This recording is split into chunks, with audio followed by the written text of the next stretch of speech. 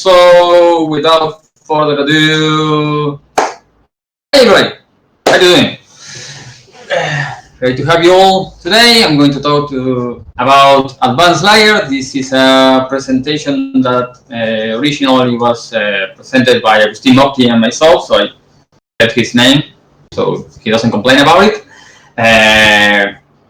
We did it like, I don't know, a couple of years ago, and I've been updating it since, and I already presented it a couple of times in these new digital events or conferences, but first time doing it in English, so sorry for the crappy English. With that out of the way, the idea is going to have you from time to time maybe speaking, so if you're comfortable with that, you can activate your microphone when I tell you to.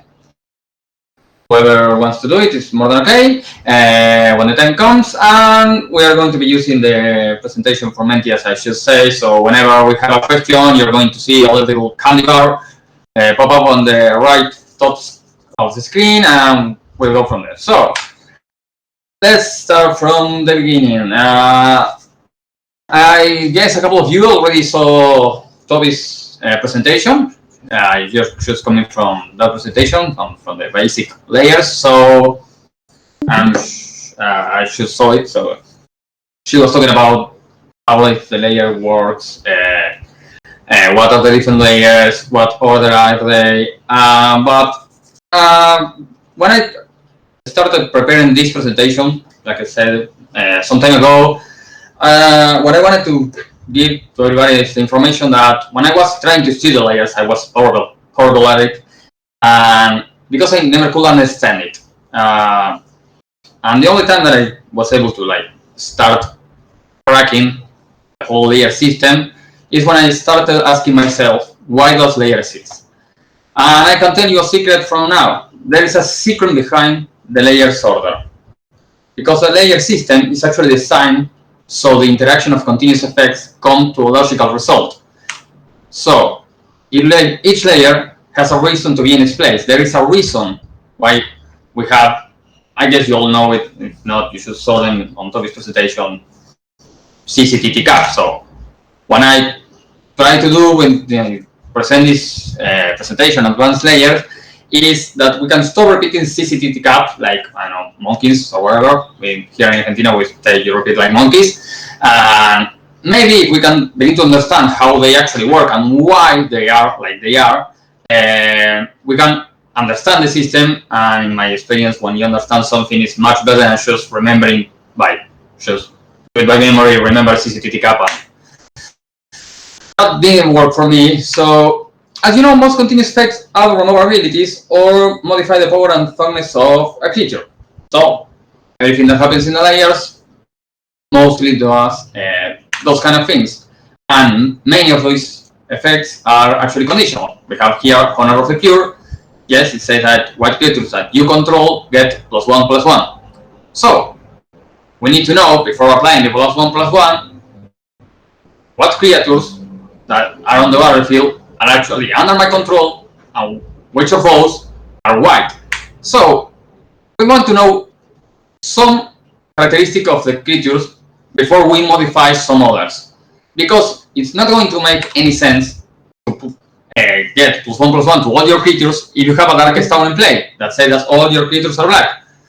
It wouldn't be logical. The layer system will just break because you will be coming to an illogical end result. So the idea is that we need to define some characteristics before others. Therefore, what we always see is that power and toughness are always modified last. Why? Because we have to know all the different characteristics of a permanent to know if we're going to modify their power and toughness. For example, Clement Impersonator could be copying either a creature or maybe an enchantment. Glorious Anthem only applies to creatures you control. Battle Silver is going to be different if you play some text changing effect that says silvers are now, I don't know, apes. Same thing is happening to creature lands. We need to know if they have been activated in the turn, so we know if we want to play some effect like Honor of the Pure. We already told you that Honor of the Pure wants to know what creatures are white, and for example, Favorable Winds wants to know which creatures have flying before modifying power and toughness. So it only makes sense that we put power and toughness at the end of the layer systems. From now on, we are going to try to work from the end to the beginning. So, abilities and power. We just saw it. Favorable Winds needs to know which creatures you control with flying. So it needs to know which creatures have flying before modifying power and toughness. Therefore, we can say that we need to modify abilities or set abilities before we modify power and toughness. So we're going to just throw abilities before power and toughness. So layer 6, for example, let's say.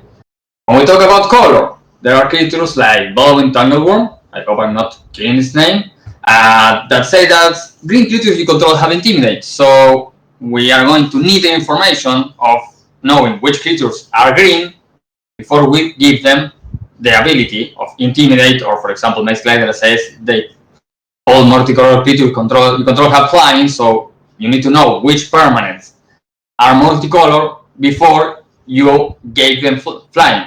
Okay, so we are going to be putting color shells before abilities. I'm going really fast on this because this is supposed to be an advanced layers presentation, so I guess you all already know that.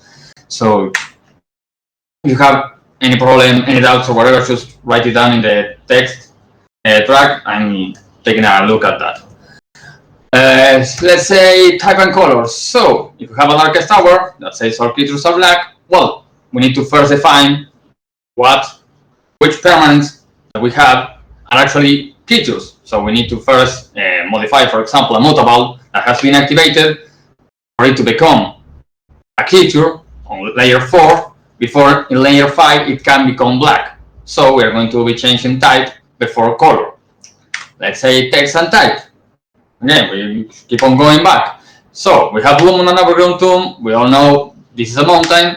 But what happens if we have a text changing effect that, like Trek Dottering, that says that mountain now becomes islands? Well, this is what happened. But in order for that to happen, that is going to be like the logical solution to this situation. Thanks, Ryan. You're going to need to first modify the text of Lumon from non-basic lands and mountains to non-basic lands or islands. So in layer 4, we can actually make the overgrown tomb an actual island. Okay? Hope this all makes sense to you. Because we need to put then text before type. Control and text. Well, this is when it starts to get a little bit more messy. Because this is because of Borra Shapeshifter. All creature that says that as long as the top card of your graveyard is a creature card, Borra Shapeshifter has the full text of that card. So it's kind of like a copy effect, but not actually. Not copy, at the full text with everything that comes with it. But the thing is, if I steal your Borra Shapeshifter, because you are playing it and I steal it with mind control, the logical situation is that now the Volrath that I control is going to be taking a look at my graveyard to see if the top card of my graveyard is a creature card. In order for that to be possible, we need to first modify all control changing effects, so I know the Volrath is under my control, before we see the text changing effects. So now that we know the Volrath is under my control, Volrath can take a look at my graveyard, not yours, and become a copy of whatever, Griselbrand maybe. So control needs to come before text. Last and not least, we have a couple of Glory Seeker. Let's see. You have a Glory Seeker. I steal with my control, and then you play a copy enchantment. Obviously, choosing to copy a mind control, right? So if I play that mind control, now that mind control onto a different Glory Seeker, I need to first apply the copy effect, so the copy enchantment can be a mind control before I apply the control changing effect. If I do it the other way, if I first apply the control changing effect, the game is just going to be looking at a copy enchantment that does nothing to the Glory Seeker, Later on, it's going to be making the copy enchantment into a mind control, but as we know, once we move through the layer system, we never go back. So it's not going to do anything, it's not going to be logical, and it's simply not going to work. And since we don't want that to happen, well, we need to put all copy effects before all control changing effects. Well, I see some of you are okay with this type of explanation. Yeah, I actually this has been a eye opener for me. Like, I don't know, long time ago. When I learned this, I never forgot about the layer system again. So moving on, I want to go quickly through some recent changes before we go deep into some more difficult situations. In this particular case, let's talk first about the measurable hole that happened in layer 1. Because after many years, in 2020, Wizards decided to change the layer system with the release of Ikoria. So, first of all, it's no longer only copy effects. Now it comprises all rules and effects that modify copyable valuables. So everything that is a copyable value is going to be modified on this layer. And now we have two sub-layers, 1A and 1B. In layer 1A, we're going to have basically two effects. First of all, the old good Chrome, so all copy effects are going to be in layer 1A.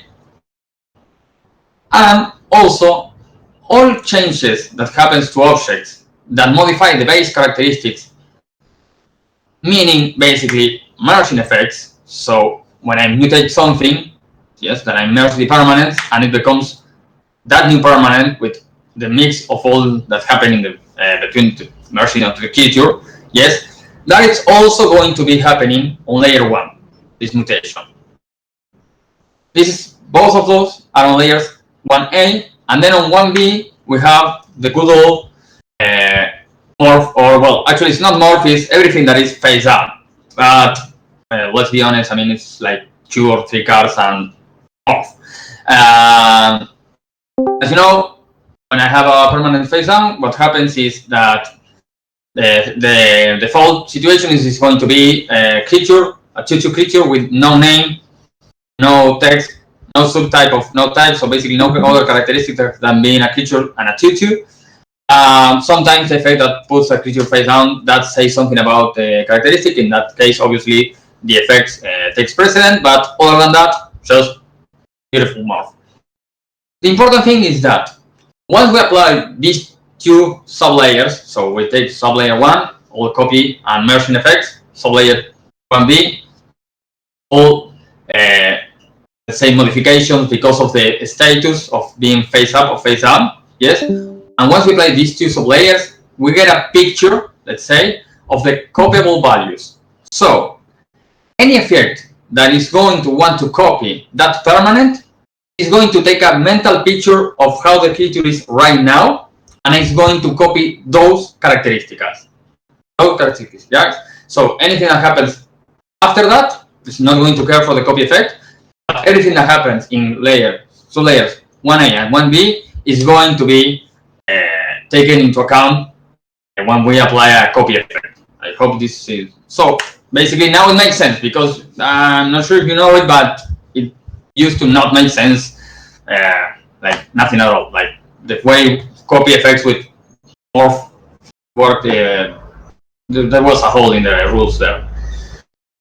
So what else? Well, we have minor overhaul of layers 6 and 7 because somebody created abilities counters, so we have to say something about, hey, yes, now ability counters obviously go into layer 6 because they modify abilities. And on layer 7, we merge or unify sublayer C and D, so the one that modifies power and thumbnets. It used to be all effect that modifies, and then on sublayer D, counters. Now everything goes together. The only thing, let's say, that is mad about this change is screw layer. If you don't know why, you can ask me later, but I'm just going to go through this because it's not going to modify any of your games whatsoever. Finally, finally, let's assume that we have a player A. Let's say Anita is playing with a couple of Honor of Pure and an Opalescence in her graveyard. Boromir has a favorable winds and spreading seas in his graveyard. And Anita plays an Open the Bolts. So, there are these 4 permanents. They are all going to be coming into play at the same time onto the battlefield. And it used to be that active player chose the relative order of all the permanents are going to be coming into play. But nowadays, this has been changed in a way that multiple objects entering the battlefield at the same time are decided in up and up order. So active player, non-active player. So Anita is going to be choosing the relative order of Honor and Opalescence, and then Boromir is going to be choosing the relative order of Favorable Winds and Spreading Seas. So far, so good. Are we okay? Okay. I see on the chat is being like Jeffrey and Ryan. Come on people, let's hop in. Don't be shy, because if you are shy, I'm going to be really shy, because my English is still broken. You know, but I know this. But let's go into the more interesting things, like dependency. I just happened to find this fine meme. I hope many of you could understand it. If you find it funny, I created it. If you find it like stupid, well, sadly I still created it, but what I'm going to do. Anyway, dependency. I think you should saw it again with Toby. I'm just going to go read quick 3 cases of dependency. First one, applying one effect before the other modifies the existence of the other. So, Blood of Atlantis, Humility. Blood of Atlantis wants to give Island Walk to some number of Merfolks. If Humility applies first, it's going to make it lose the ability. So, Blood of Atlantis won't do anything. So, we apply Humility first. Second one is applying one, modifies what objects the other effect applies to. So let's say we have all of these on the battlefield. March of the Machines is going to want to animate every artifact, and Mycosynth Lattice is going to try to make everything an artifact. So if we have Favorable Winds, if we apply Mycosynth Lattice first, then Favorable Winds is going to become an enchantment artifact. Therefore, March of the Machine is going to say, hey, you're an artifact, I want to make you a creature. So, March of the Machine depends on Mycosynth Lattice, so we first make it an artifact and then an artifact creature enchantment. Last and not least, this one is a little weirder. Applying one modifies what the other effect does to the object it applies to. So, basically, let's say we have Necroticus, Shixley Shader, or whatever it's called, and Griselbrand. Griselbrand is obviously on the graveyard, because otherwise Necroticus is no use. The thing is, if we apply Shixley Shader first, Shixley Shader is going to make Griselbrand lose all of its abilities. Therefore, when we apply the effect of Necrotic Ooze, it's not going to have the ability to pay 7 life to draw 7 cards. So, the effect of Necrotic Ooze still exists, is still doing something, but the thing is applying Shixley Shader first is going to modify what actually the effect of Necrotic Ooze is actually doing. Necrotic Ooze used to be one of my favorite. I hope one of your favorite cards and not effects, because otherwise, Jeffrey, oh man. So I hope everybody can follow through this. Now we go into what I really wanted to talk about. That is apply dependency, because we always talk about dependency this, dependency that. We move one from the other. We apply this one first and this one afterwards. But let's see what happens in real life. Sometimes when tables are a little bit weird. Let's assume we play a conversion. A couple of turns later, we play a Blood Moon, and we control a long volcanic island in play. So there comes the candy bar. So if we can all go to Menti right now, I see we have some people there, and I'm going to start with question number 1. Hope you're all watching it. So the question is going to be basically, what are the characteristics of volcanic island? So don't say it in the chat, just say it on the application. And let's go. Let's see. Let me know if it's not working. It should be, and you should be looking at the same screen that you should be looking at in the presentation. In the Menti. I hope. Welcome, Gaetan.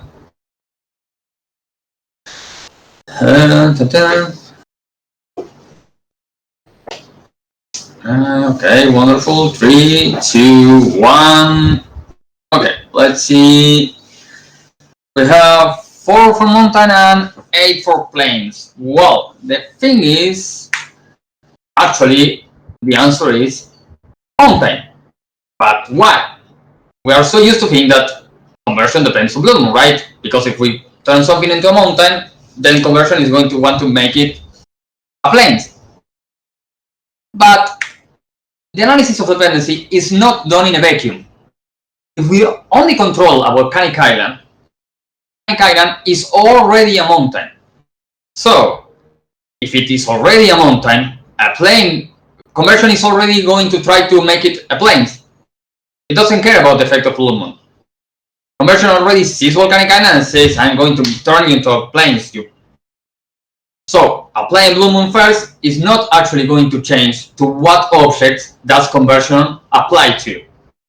Therefore, as I should say, well, basically, conversion and Blue Moon are not dependent on each other. We just apply them on timestamp order. Therefore, we first make it into a plains, then Blue Moon makes it into a mountain. Final result, mountain. Jeffrey is killing. See, this is usually not so talked about. So let's turn it up a little. Let's say we now play an overgrown tomb. Okay. Obviously, something could be different, something could not. Again, let's go to the next question in Menti. Menti should be activating right now. What are the characteristics of volcanic island? Again, not overgrown tomb, but volcanic island. We have 10 seconds, something like that. Keep getting a notification of some kind. No idea where it's coming from. Okay, time's up. Now we have 5 say that it's still a mountain and 6 say that it's plains. Well, it was actually plains. Yep. So let's see. The thing is, in this case, we have a dependency. Like we said, I mean, in this case, if we apply Blue Moon first to the overgrown tomb, Blue Moon is going to turn it into a mountain, and then conversion is going to turn it into a plains. So there is some dependency. The thing is, therefore, well, we should change the order and volcanic island and overgrown tomb. Why both of them? Because we should say we don't analyze the dependency in a vacuum. But once we find that there is dependency, the dependency affects all objects. We don't analyze the dependency neither taking care like of one object at a time. It's not the way it happens. It's not the way it works. You take a look at everything that's on the table. If because of any permanent, any effects, this is going to be a dependency, then you change the order of those effects, if you must, obviously, and then you apply like that to all objects. Okay? Are we good on this one? Do you understand this one? Ryan says, right, Jeffrey. I guess. Let me know if you don't get it, because there's no much reason to move on if you don't get it. The thing is like that. We all agree, I guess. It makes sense, but I'm not happy about it. Okay, I cannot change that, sorry. Gaetan is typing, I'm just waiting a little bit for Gaetan. It's kind of great. So yeah, that is the idea. So in this case, there is dependency because applying it first to overgrown tomb is going to make conversion apply to overgrown tomb. Otherwise, it's not going to apply to overgrown tomb. Once we know there is a dependency, we change the order of the effects for every object that is on the battlefield. Okay? Okay, next one. Let's see. Overgrown tomb, conversion. Then we play spreading seas, obviously. How you say, enchanting the overgrown tomb. And lastly, our opponent plays Blood Moon. Okay? So, we first play conversion, then play spreading seas on the overgrown tomb, and finally we play Blood Moon. Yes, they are put there on the timestamp order. So, candy bar is because the first time I did this, I used to give like actual candy bars to whoever actually gets the correct answer. So I kept it here because I'm losing Menti. So let's go to Menti. Let's go. What are the characteristics of overgrown tomb?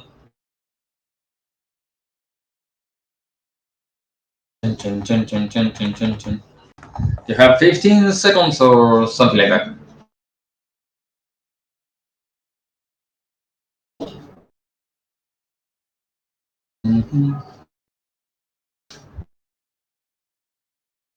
Three, two, one.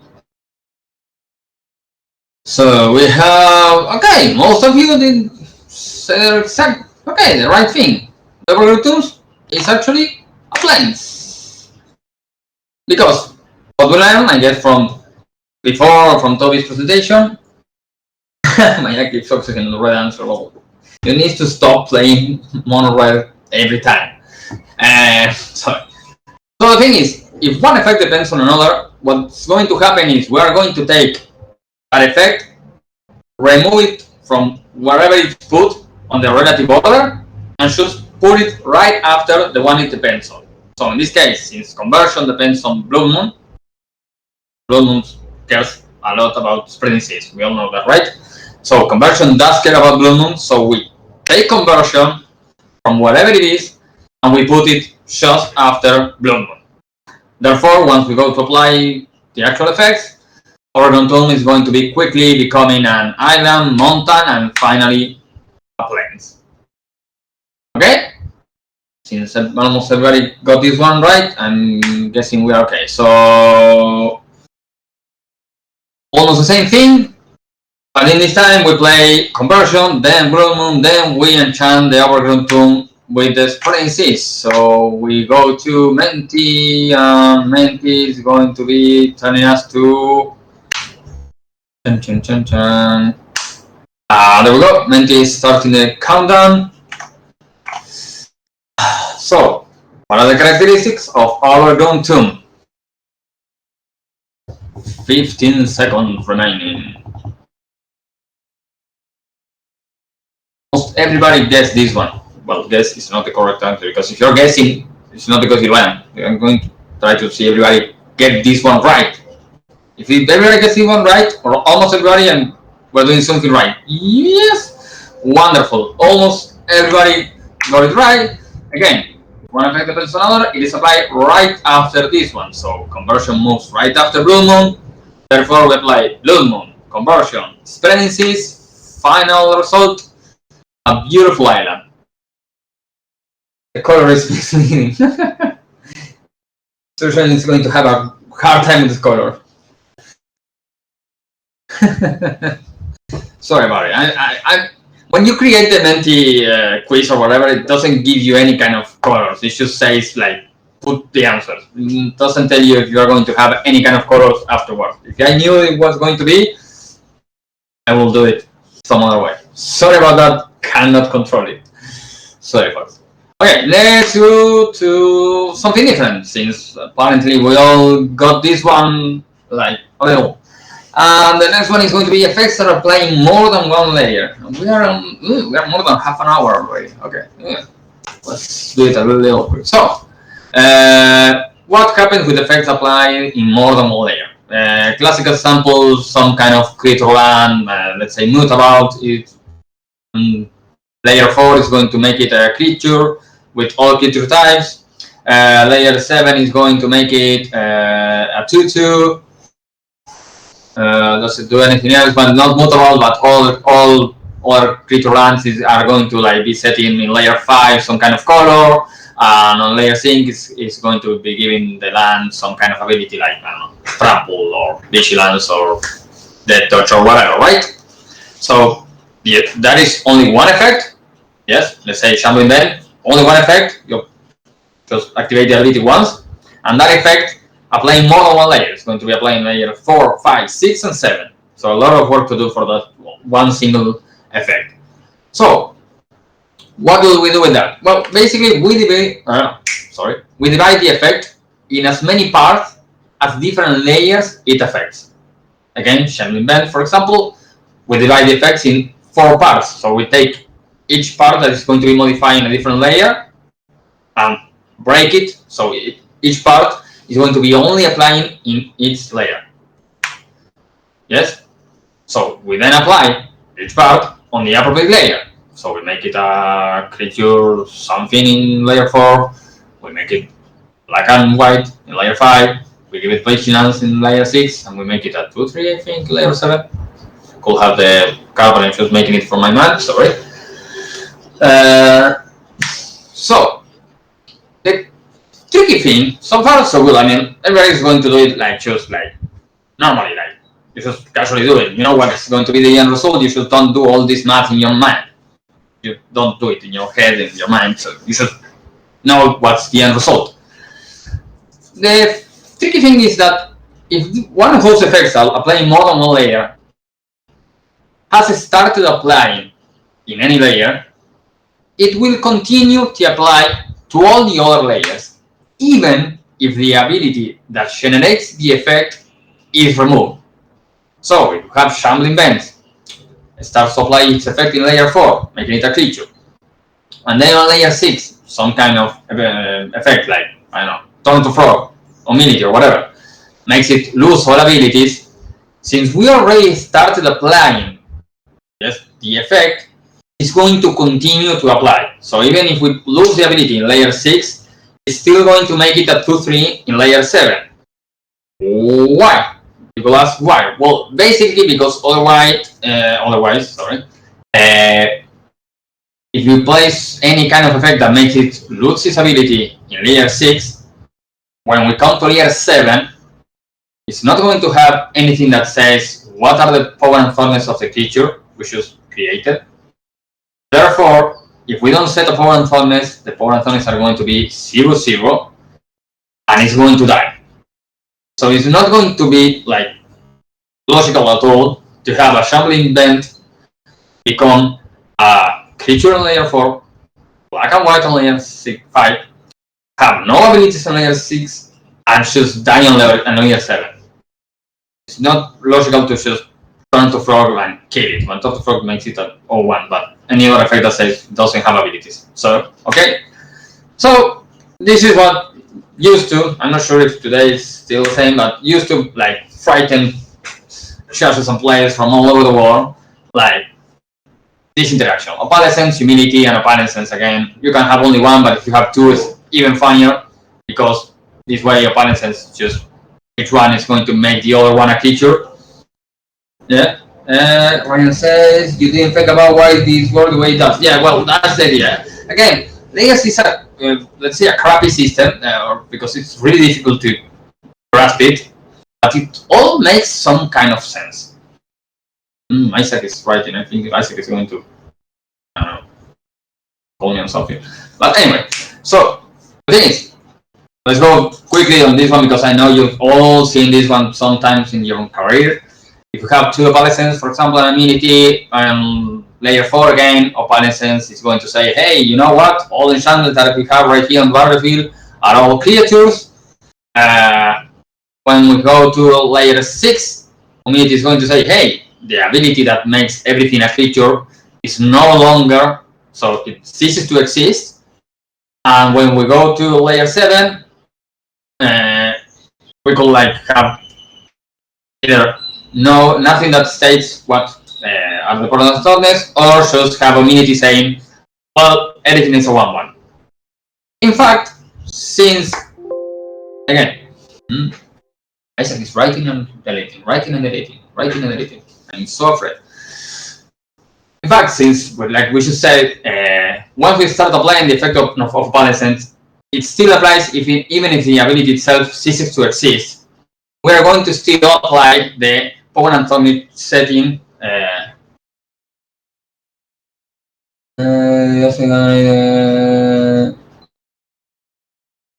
I know. Yeah. It's still going to exhibit as an activated ability, but yeah, exactly. I know now why you were writing so long.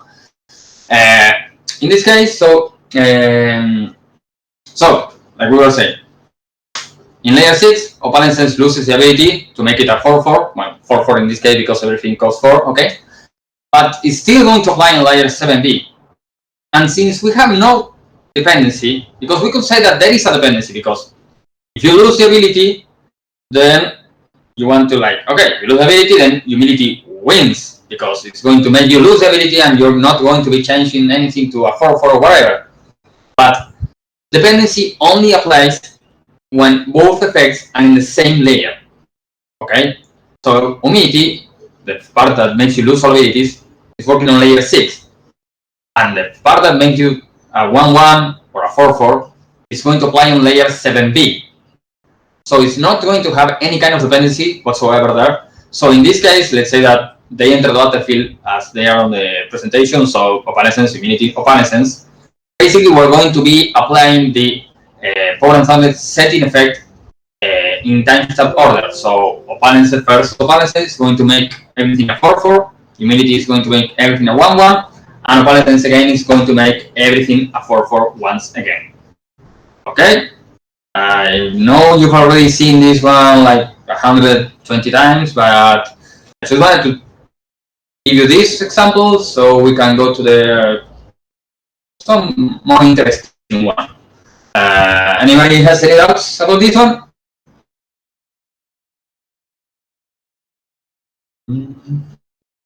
Good to go? Okay, makes sense? Wonderful. Okay, so let's see.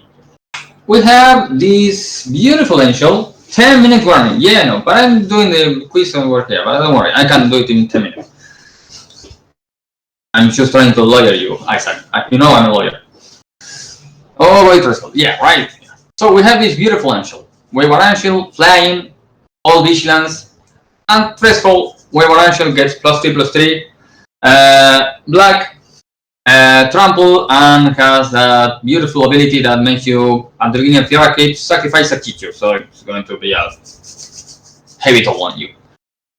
Obviously, for this effect, we'll have threshold activated. So the threshold ability, basically, as we should say, is an effect applied in more than one layer. So let's see the layers and let's try to figure out what happens in each one of them. So in layer 5, we're going to make it black. In layer 6, we're going to give it trample and the trigger ability. And in layer 7, 7C actually, is going to get +3/+3. Okay? For the amaze of nobody here, we are going to be playing humility. Okay?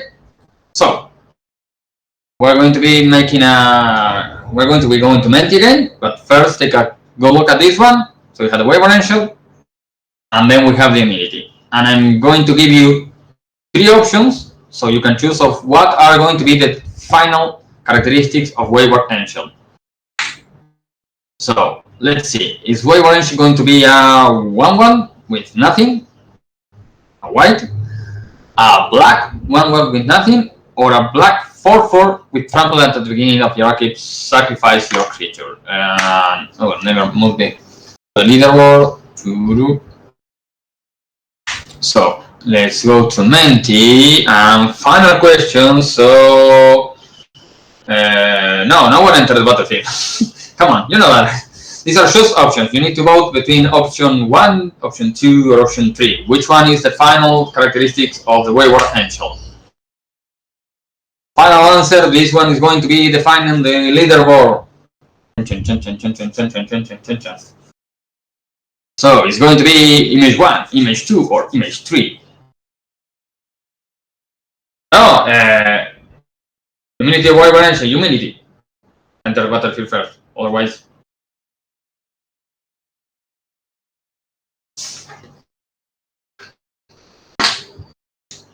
well, we have everybody thinks it's, well, almost everybody thinks it's black.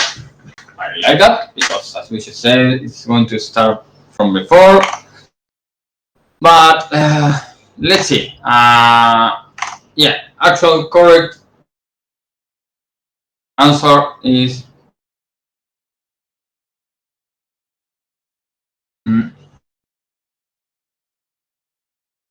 sorry, was wayward then humidity.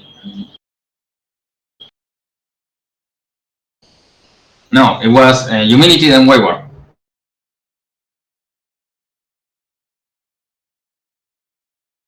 I said potential then humidity. Humidity then wayward. Well, if you are complaining about this, it's because you already get it. So let's see if we can make it like figure out how this goes. I may have said it in the wrong order. Could be. So again, let's go. Layer 5. We're going to make it black. Yes. Nothing weird about it. In layer 6, yes. First, we're going to be applying humidity because it entered the battlefield. You said humidity first, but your slide had wayward and shoulder left. Yes, sorry about the wayward and shoulder left, but if I had the humidity first, it will make no sense. But yeah, that is a good note. All previous slides have been left to right. That is, yeah, that makes sense. So something to work on. Yeah, totally first. So again, I don't think anybody here is actually going for the leaderboard, so it doesn't matter. I think if we are good discussing about whether humidity or wayward and shoulder was fair, it's because everybody knows where we're going to.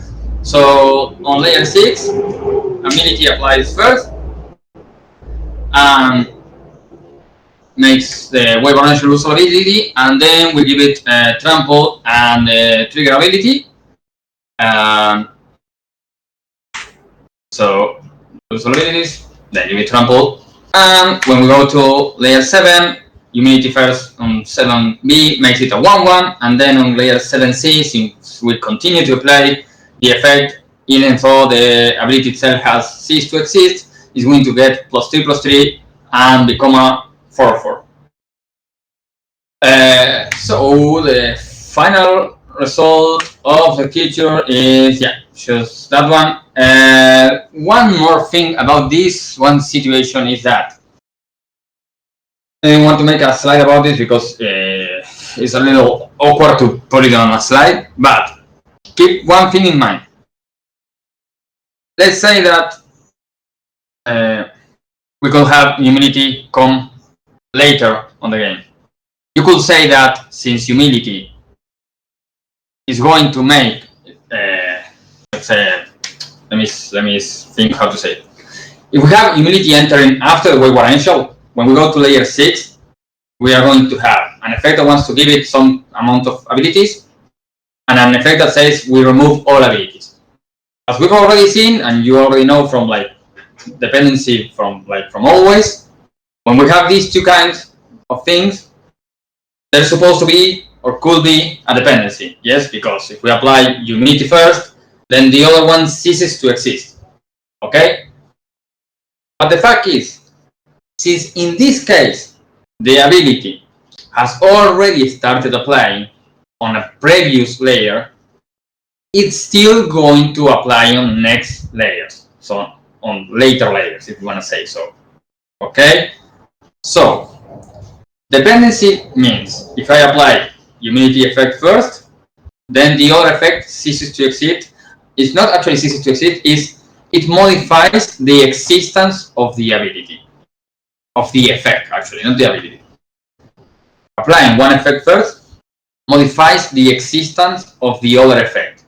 In this case, since we have already started applying the wayward angel effect in layer 5 when we change the color, and as we know, it's going to keep on applying on layer 6 and on layer 7 afterwards, it doesn't depend on humidity. It never depends on humidity before, because even though we could apply humidity first or humidity last, and that could change what happens in layer 6, because we could have an angel with or without abilities, is still going to be applying on layer 7-6.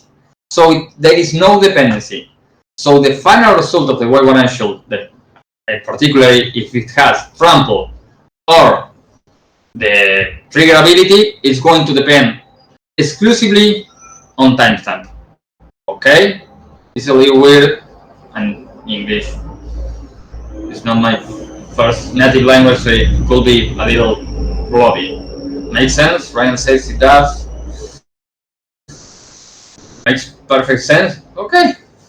If that makes perfect sense to you all, I'm more than happy. Let's go back to, well, everybody seems to think that it makes sense. So let's see what happened with Menti. Last round we have not Kevin, me, Wood, Ryan, no, Isaac. So not Kevin is a player who won the game. I have no idea who not Kevin is. I know it's not. We have no Kevin. We actually have a not Kevin with a nickname not Kevin. Wonderful. Well, not Kevin. Congratulations. Yeah, you're definitely not Kevin. Congrats on that. Congrats on winning the game, and congrats on not being Kevin. I really like Kevin, but I'm happy that you're not. Other than that, folks, thank you very much for this. If you have any questions, doubts, or comments, right now is the time to make it know that, because otherwise Isaac is going to kick me out of the channel. I hope this has been some kind of entertaining and you learned something along the way. I don't know. Hope to see you soon. Or I actually do hope to see you soon, like physically see you and, like, I don't know, touch your heads or whatever. But congrats on Kevin. Okay, folks, thank you very much. See you all later. Thanks.